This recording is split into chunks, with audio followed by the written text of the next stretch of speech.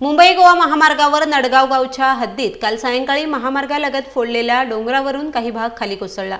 दरम्यान याच वेळी महाड औद्योगिक वसाहत पोलिसांचं एक पथक यावेळी येथून जात असताना या पथकातील पोलीस कॉन्स्टेबल बारकर यांना दरड कोसळण्याची संभावना दिसताच महामार्गावरील वाहतूक त्यांनी थांबवली आणि काही मिनिटातच ही दरड कोसळल्याची घटना घडली।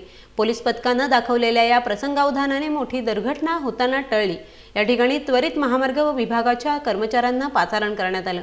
महामार्गाची एक मार्गिका बंद करून पोलिसांनी वाहतूक सुरू केली, मात्र काही काळासाठी या ठिकाणी वाहतूक कोंडी झाली होती। दरम्यान मुंबई गोवा महामार्गावर दासगाव, केंबुर्ले, अंधारपाले, नडगाव या ठिकाणी दरडी कोसळण्याची शक्यता असून L&T या महामार्ग ठेकेदाराने हे धोके दूर केले नसून येत्या पावसाळ्यात मोठी दुर्घटना होण्याची शक्यता प्रवाशांकडून वर्तवली जाते।